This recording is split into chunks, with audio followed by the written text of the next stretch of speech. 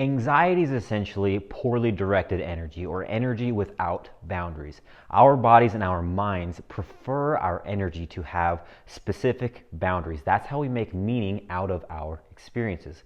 So what I'm going to do is teach you how to put boundaries on that energy so that when you get into those situations where you tend to trend towards anxiety, that you have tools in your tool belt to make sure that that energy stays channeled in a useful direction. You can do this on a bike. You can do it just walking though. So you can just do this out in your neighborhood and you can practice this so that you get better at directing that energy. So what you're going to do, just hop on your bike or you're getting ready to go for your walk. Either way, it doesn't matter. You're here. We're going to start off with 5 normal breaths. Okay, so you take your 5 breaths.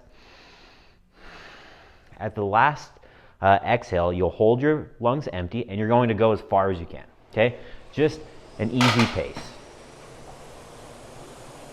When you can't go any further, you're going to stop pedaling or walking, and then you're going to take 4 breaths. Okay,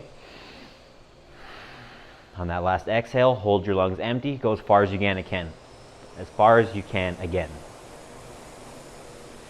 And then you do 3 breaths, hold the exhale, go as far as you can, and you work down to 1 breath. Okay?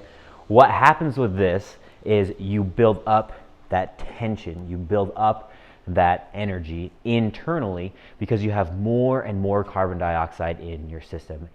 And when you get into that state, you mentally and emotionally have to shift gears. You have to be able to cope with that and then stick with the task at hand.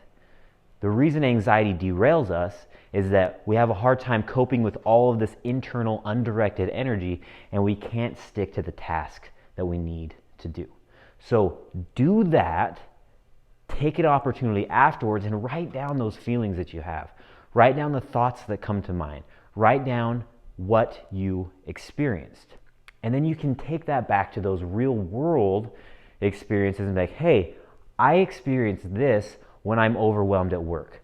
Or I feel this when I have to have a difficult conversation with somebody that I love and anxiety overwhelms me there.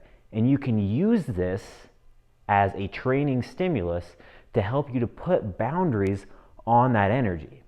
So you can say, hey, I can go a little bit harder. I need to pull back. I need to create a little bit of space here with my thoughts. And when I do that, it puts me back in control.